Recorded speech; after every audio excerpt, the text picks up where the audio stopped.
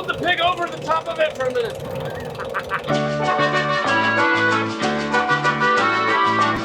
Here we are, again, at my home with my good friend Jonathan Zaragoza. We're ready to cook the ultimate Cochinita Pibil. Ultimate. And so the essentials that you need to make Cochinita Pibil are wood and some sort of oven to cook it in. The pig, the marinade. Yeah. Onions, banana leaves. Yeah, and usually they bury it in the ground, so. We did this on purpose. Usually it's underground. This one, fully on top. I'll tell you why later.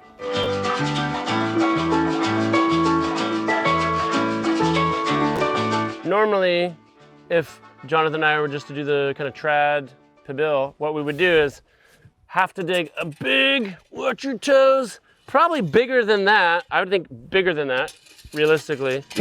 We dig a huge hole deep enough for like this pot. Yeah, and to clear it just a little bit. Yep, so we gotta dig a huge hole, big enough for that pot and more material, because bricks and wood and all that stuff. There's a bunch of videos out there on how to just dig a hole and set it on fire and bury it. We could do that. But the more I was thinking about it, the more I was like, we can build a mobile, take anywhere, ultimate Pib oven that you can use for other stuff too. For sure. That you can just put on top of the ground. So we're gonna make one that has all the principles of the traditional oven and the consistency of the like at-home oven, but we're gonna do it above ground.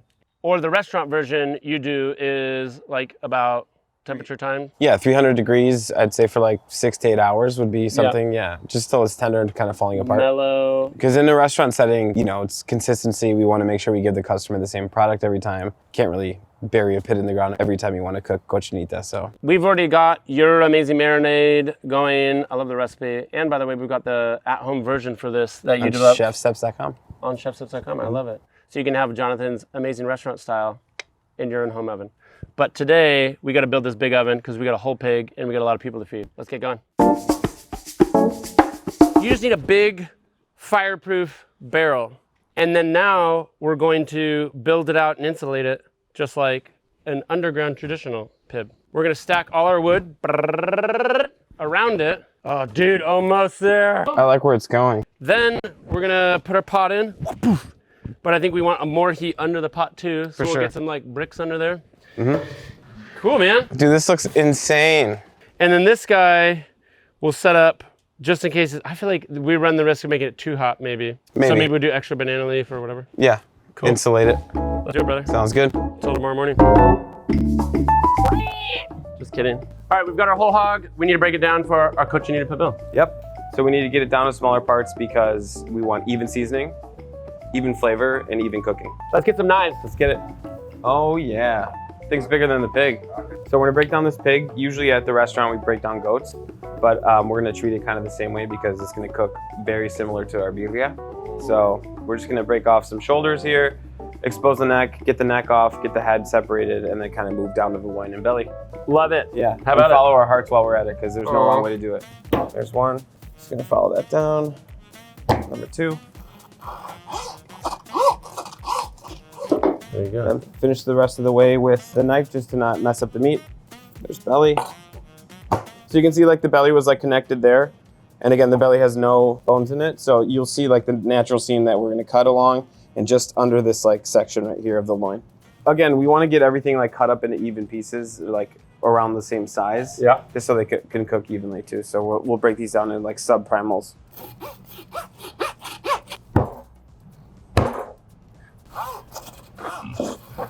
There it is. So even chefs need some support and some friends every once in a while. It's usually coffee and kitchen towels. That's my support system at the restaurant. And blue tape. And blue tape. Yeah. My emotional support tape. I told you that in confidence. So we're gonna organize these cuts based on cook time or texture that we want. The loin will go on top of the pot and the ribs and the belly will go right under that. The saddle and the neck area will go under that.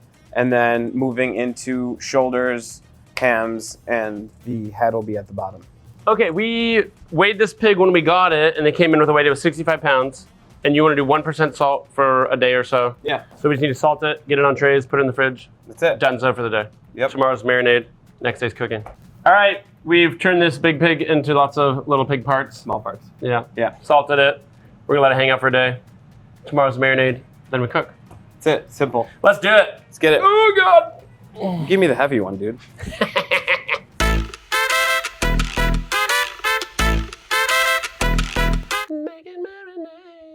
it's time to be at the house and do the rest of the pig stuff. Yes, sir. We've got a cooler full of pig meat, Pork parts.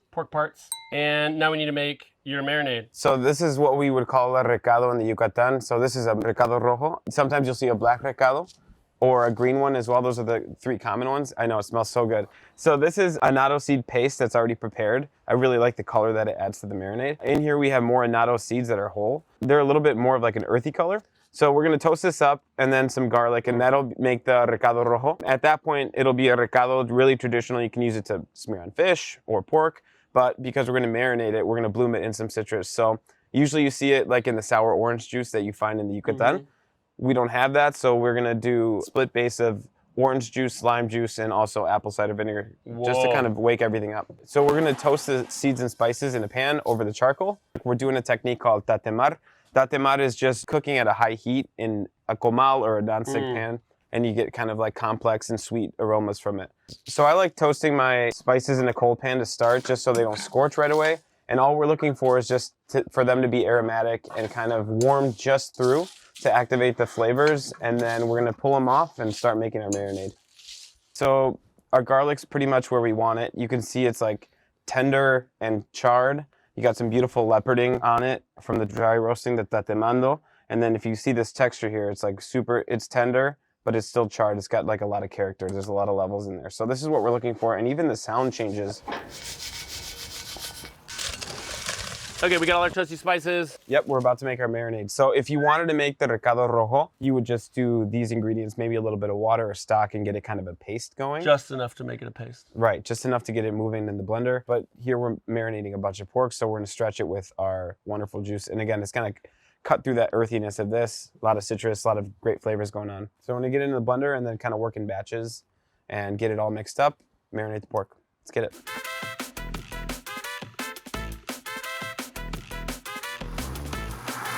Oh, yeah. You don't like how chunky it is? No, I just want a little bit smoother. DJ set?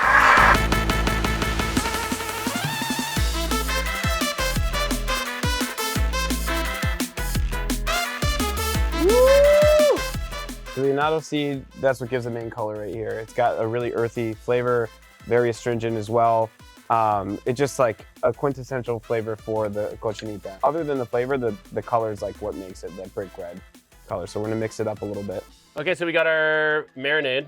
Yep. Our recado rojo. We have our pig parts. Pig parts in a bag. Big garbage bags, so handy. Even if somebody's gonna do this at home, I don't wanna put 80 pounds of pig meat in my fridge, plus 10 more pounds of marinade, plus. So we're just cover it all up. Let's get it all marinade-y, and then throw it right back in the cooler. See you tomorrow. Yep. We were gonna use this whole bowl, right? Yeah. Yes. Oh, dude. There's nothing sexy about this, guys.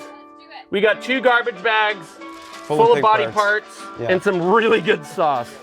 So you could close it and then marinate it as well. That's what I was doing, just massage it. Yep. Yeah. So I'm gonna do 2 different. I know, it's okay. This is what I'm gonna do. I like touching it. I know you do. I want to get in. See you tomorrow. 2, 3. Nailed it. Let's light this thing. Morning time.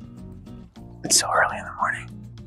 All right, we got our fire lit. It's gonna take a couple hours to burn down into coals.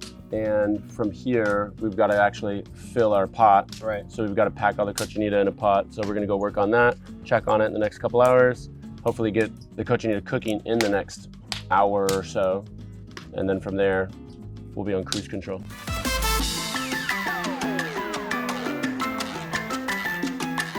We have to build our big pot of meat. We got to get all of our pig meat, pig parts, in our pot. But we don't just throw it in a pot. There's a special way to do it. So we've got a big giant pot. We've got banana leaves. To be totally honest, Jonathan, I've only cooked with banana leaves a couple times. Once doing Cochinita Pibil in like a pot. Why do we cook them or heat them? And Yeah, so like if you can smell that. It smells really good. It smells like a super like grassy green underripe banana. So they go from like super rigid to like very, very tender and supple and easily malleable to like wrap around the pig. Also, it's gonna act as, like you said, an insulator. You wanna build the bottom ones like, just so long as there's no pot showing, you know? I'm so excited for this thing, man. Yeah, we want more. So what we're gonna do is like, at this point, start like Start it down low so we get more layers on the bottom, and then start overlapping them on the edges. So when we close the pot, you just fold it over. All we're trying to do is have enough insulation on the bottom and on the side so those coals and hot rocks don't burn our cochinita, right? And that's the main goal here. And the exact right amount, like, I don't know, but like if we have 5, 6, 7 layers, it feels about right. Yeah, it feels good. All right, so we're gonna line the cuts that take longer to cook at the bottom just because they have more contact with the heat, and then kind of layer the thinner cuts on top. Down below. Oh, dude. Yeah, man. And we'll go a little head down there. Shingle Shoulder. Don't forget to shingle the face. Shingle the face. Here's some ribs. Love it. Belly, saddle, neck. I can't see. All right, we're in. All right, buddy. You did a good job. Good job. We're going to do this. Not the forearm We've got shake. this. We're not doing the forearm shake.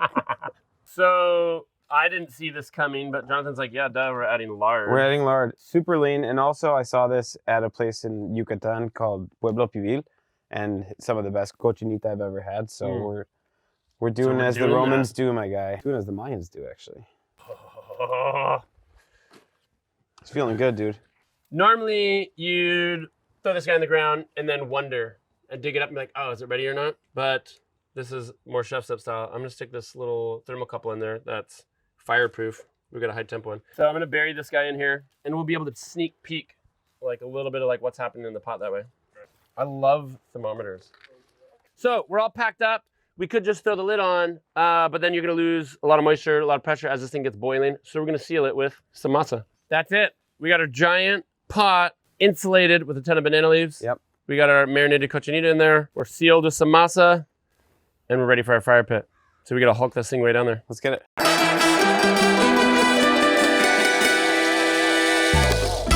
Little steps. That's literally the only step I got, chef. All right, let's pause it here. We've been at this for 2 days, 3 days. Today's day 3. First day, butchery and salted. Yep. Second day, recado rojo, marinade. And now we're here, ready for the cook-off. We got about 100 people showing up in about 8 hours. We've built our pib. We've got our cochinita in our pot, wrapped up in cozy banana leaves. Yep. Sealed with masa. And now we just have to not F this up. That's the biggest thing. Let's do this, Jonathan. Let's get it. Oh, we're doing it. I love days like this. My logic right now is we've got all these coals going.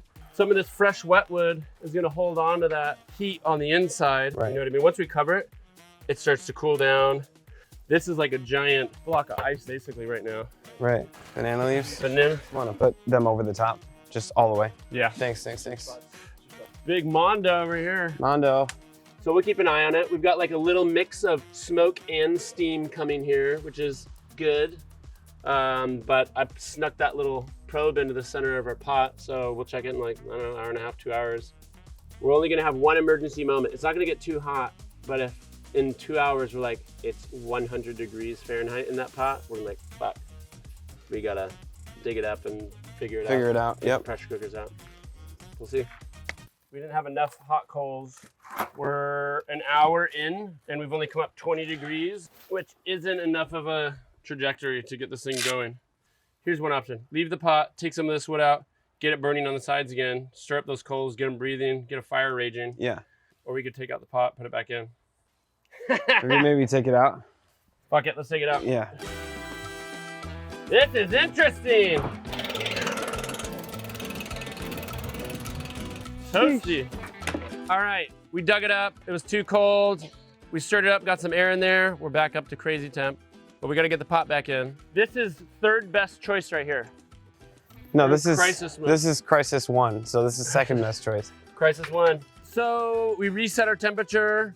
Last time we put the pot in, we filled it with wood and we covered it. And what happened is it smothers the fire. So it just kind of, boop, we lost all of our heat because the fire wasn't burning enough. We didn't store up enough heat energy. So unpacked it, got the fire going. Now we have a fire coming back up. I'm gonna let it hang out like this and really heat up. Before we cover it at all, I wanna check this guy and make sure it's like ripping boiling.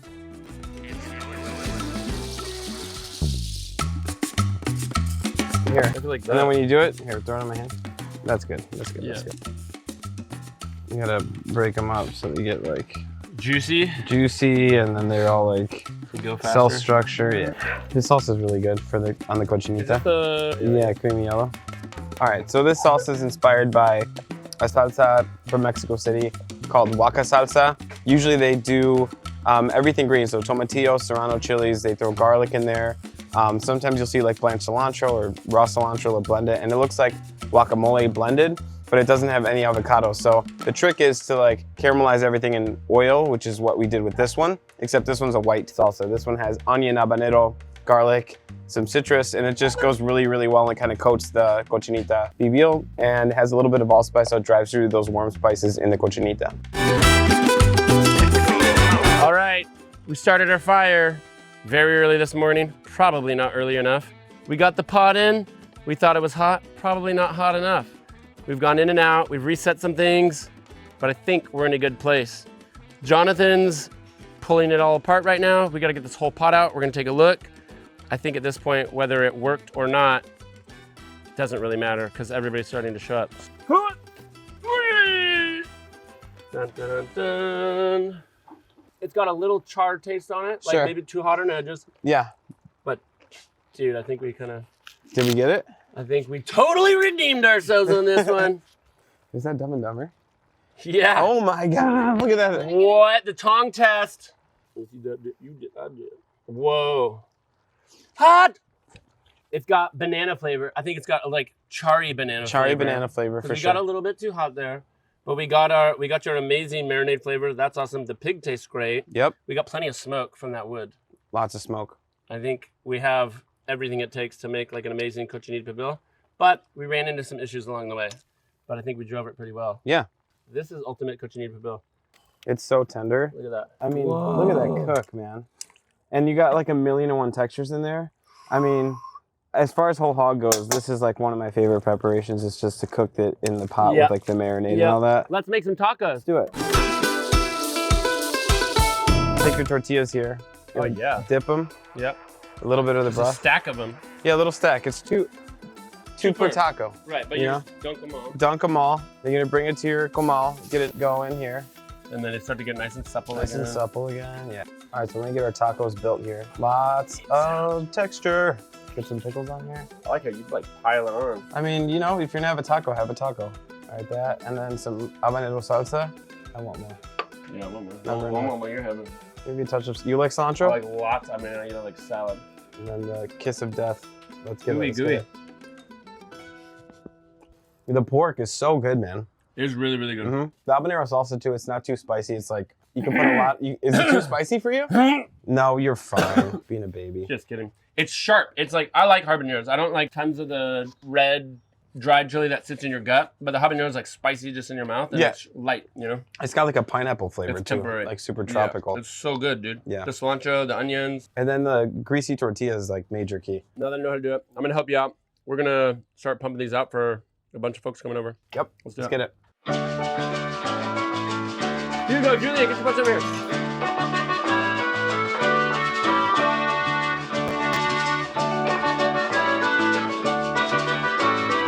It goes down easier. Thank you, buddy. Oh my God. Subscribe to our channel and visit ChefSteps.com for more tips, recipes, guides, and tools to help you level up in the kitchen.